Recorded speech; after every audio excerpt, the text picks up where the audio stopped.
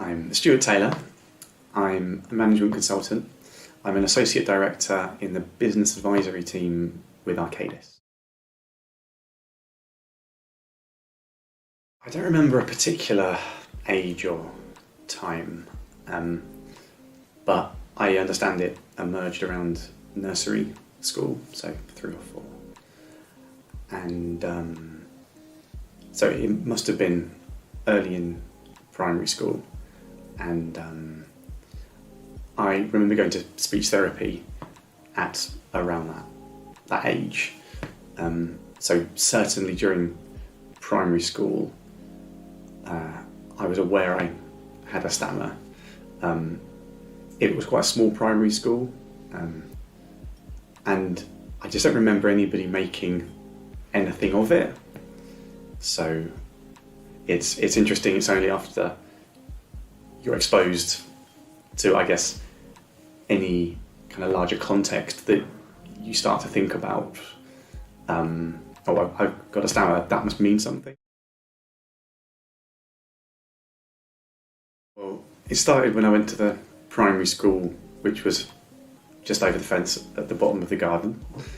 So that was a helpful start. I lived in an area which had the 11 plus.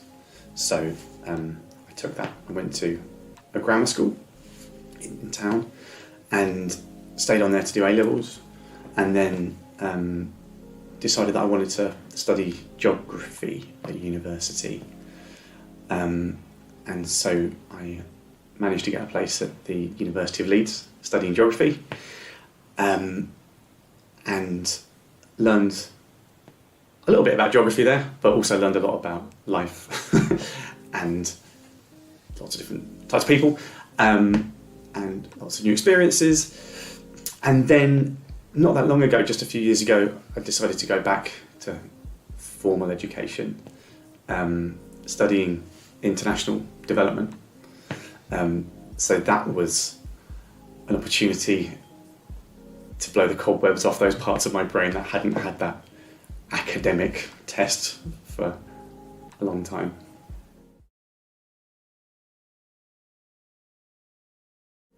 It was a show that I'd loved for so long. I didn't really think about the details after the opportunity arose to be on it, and I was able to get through the different steps necessary. It was just excitement, I think, and it was only quite soon before the filming that I realised, hang on a minute, I've got a stammer. I prepared like I prepare for any event where I know I'll be speaking in public, and it's to make sure I'm like on top of the content, on top of my material. In the case of University Challenge, that meant learning all of the planetary moons in the solar system and swatting up on the Prime Ministers of Canada, in terms of just ensuring that I was in the right headspace. It just meant to get into a positive thought spiral. I always find that very useful. To think, this is really where I want to be, this is what I want to be doing, and to really be able to back yourself, and also to be able to draw upon the tools and techniques that you have to be able to get through any of those tricky stammering occasions if they occurred. And something that helped is I had a great team, the rest of the team on the University Challenge, and it was just so comfortable, it was so easy, it was so relaxed. All of the production, actually, it felt like that as well. So I think it was only after we walked out onto the set and you sat down and you need to press the buzzer to test it, and then there is Roger Tilling, who is the chap that says, "Taylor, open," sat in a booth over there. It was only after we tested that it started to feel pretty. Took me a little while to work out exactly what I wanted to do. So I was temping for quite a while. I realised I wanted to work for a water company because I did geography, had an environmental background, that was a passion, and the water company was an opportunity to apply that in a large organisation, learn some of the business skills which I felt would be important. So I eventually got a role with a water company, and I was there for 5 years, joined on their graduate scheme, had a number of different roles in different parts of the business there. And whilst I was there, I saw some people who, they weren't part of any of the teams that I knew, and it turns out they were the consultants. And the work that they were doing seemed to be very interesting. And basically what the consultants were doing, it was trying to solve some of the business's challenges that actually they were really difficult, and the people in the business weren't necessarily the best placed to be able to solve them themselves. So they would look to bring in some outside support, to bring that external viewpoint, to be able to bring a view as to what's worked well in other organisations, to bring in a view as to how to apply that to an organisation such as I was in. And so eventually I joined a consultancy which still had quite a technical focus, had a strong presence in the water industry, but that helped me to start to see some of those challenges in organisations as something that I was actually able to help to address. And so that led to me joining Arcadis 6 years ago. And something that's interesting is that each of those interviews, I think I was at a different stage of, the stammering cycle. Typically I find that it comes in seasons. Sometimes you find that you're more fluent and you don't have to try as hard, but sometimes you find, I'm really having to put a lot of energy into this, experiencing a lot more blocks. And I remember at the Arcadis interview, I was experiencing quite a few blocks. And I remember there was a point that I just had to stop. And I stopped an answer. And I remember thinking, it's a bit of a fork in the road. Either I could find this quite disheartening, or I could say, right, I'll try that again. And I did. And I think that's kind of, in a microcosm, the situation that all of us as stammers find ourselves in. It's like, every single stammer is an opportunity to either find it disheartening or to pick yourself up and to try again and to get into a positive mindset. So certainly that has certainly been a theme through work, but also I think there's something about interviews that properly forces it home.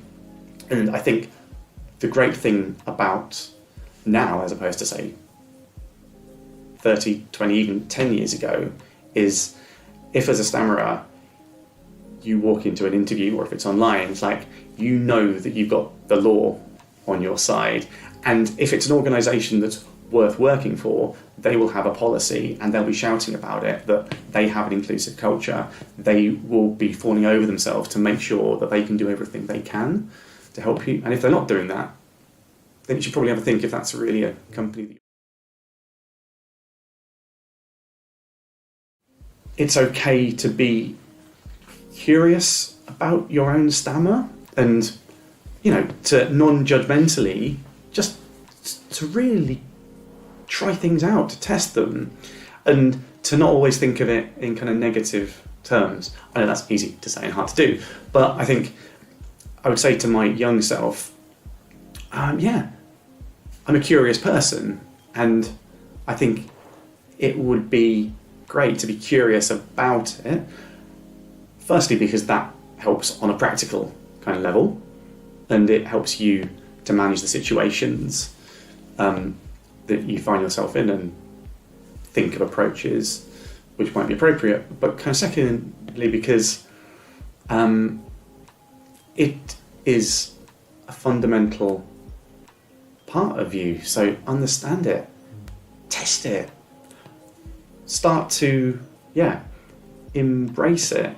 It is a curious thing, and I think definitely the first part of it is to just try to non-judgmentally really own it.